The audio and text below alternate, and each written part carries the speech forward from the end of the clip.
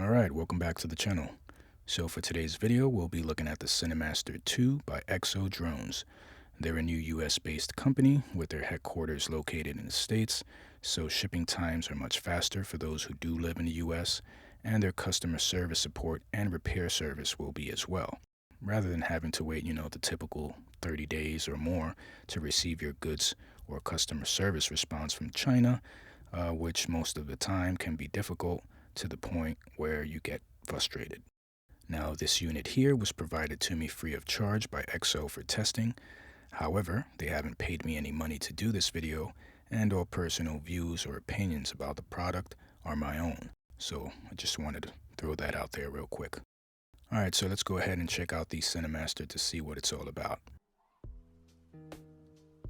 The Cinemaster 2 does come nicely stored inside of this zippered travel case. And this is everything that comes stored inside of it.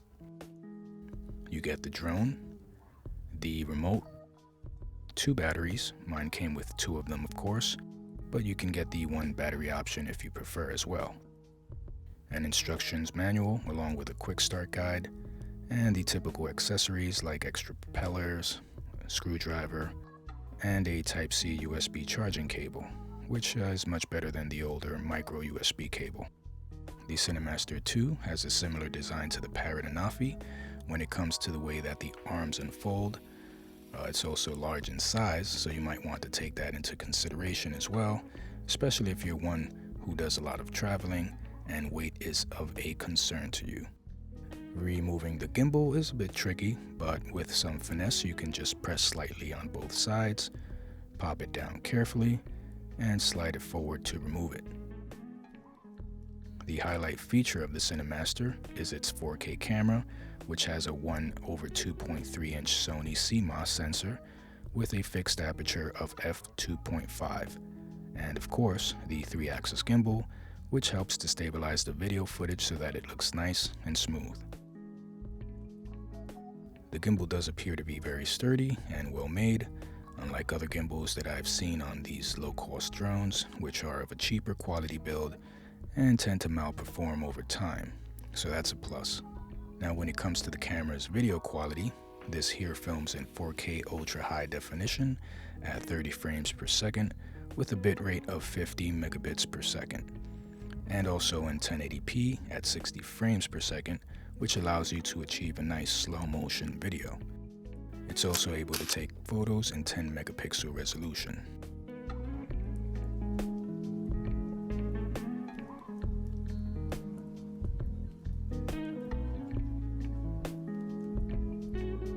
The motors are high efficiency 2204 1000 kV brushless motors that claim to have a level 5 wind resistance and can reach a maximum speed of up to 27 miles per hour. The battery is an 11.4 volt 3200 milliamp and produces a maximum flight time of around 28 minutes, give or take.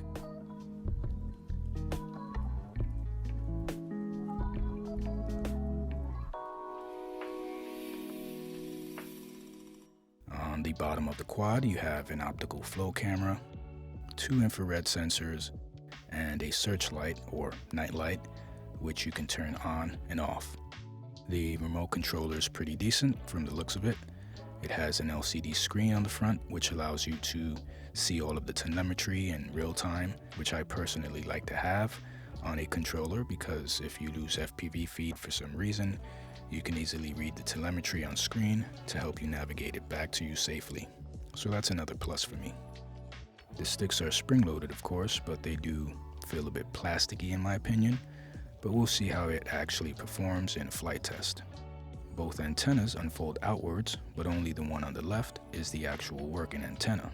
They do claim that it can reach a maximum transmission distance of half a mile and an image transmission of 2,000 feet.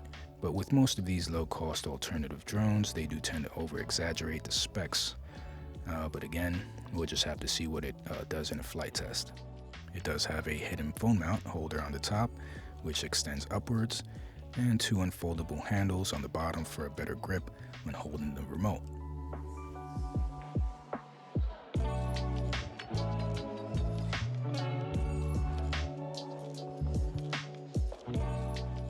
On the bottom front is the on and off switch, and a button for unlocking the motors. This one here is for the return to home, and this one is to take photos and video. On the right side of the controller is the button to activate the GPS or altitude mode. On the top of the remote, you have two scrolling wheels, but only the one on the right hand side has an actual function, which is to control the gimbal's tilt movement. The other appears to have no function whatsoever. You also have a button to control the speed by quick pressing it once, and if you long press it, it will turn the bottom searchlight on or off. And this button here is to take off and land. To get it all started, you first want to unfold all four arms and the two landing legs on the front. Now turn on the remote, and then turn on the drone and wait 5 to 10 seconds for it to calibrate the gimbal.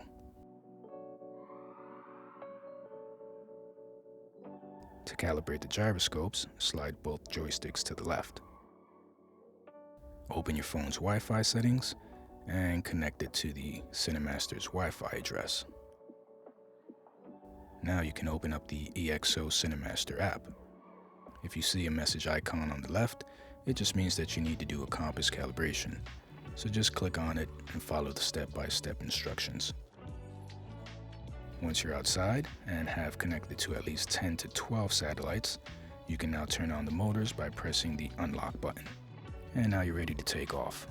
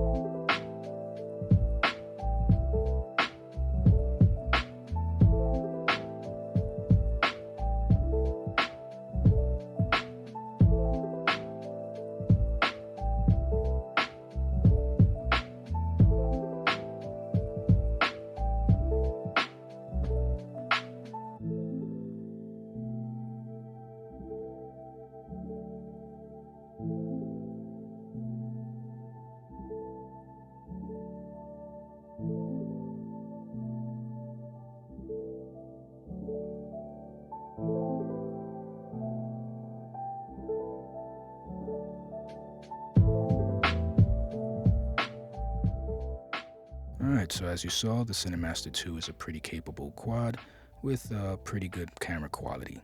The gimbal does a very good job at stabilizing the video. It also flies smoothly in low speed and super fast when in high speed. The transmission seemed to perform well. However, I did notice that the image feed has some lags here and there, and the stick commands in low speed also had, I don't know, like a 3 to 4 second delay, but I didn't seem to have that problem when in high speed mode. So I'd recommend keeping it in high speed if you're flying farther distances and low speed for very short distances. As far as the app goes, it has a really good design and an easy to understand user interface with a few camera settings that you don't get in other low-cost drones. I did notice though that you're only able to set your return to home altitude to only 50 meters, and there's no actual option to cancel that either. Now that's something that I didn't like, because if you're surrounded by obstacles higher than 50 meters, this will collide right into them. And not having a cancel option to avoid such a collision is definitely a minus for me. Another big issue for me personally is the weight. I found it to be bulky and heavy for my needs, but that is just me. I'm sure that many of you out there don't mind the size and weight, and that's not to take anything away from it either. It's just that I prefer smaller and lighter. Other than what I mentioned here, I think it's a really cool quad to fly with. It has a decent camera and gimbal at its price point. Now don't expect DJI quality from it or spectacular Hollywood-looking footage either. It's basically in the toy grade hobby category and is meant for having fun, while being able to take photos and video that you can either share on YouTube, social media, or with friends and family. Anyway, I'll leave a link in the video description for you guys to check it out for yourselves. Alright, that's a wrap. Thanks for tuning in. Don't forget to leave a like before you go, and if you haven't subbed to the channel, I invite you to do that now. With all that said, God bless you and keep you. May He shine His face upon you, be gracious to you, and may He give you His peace. See you all on the next one.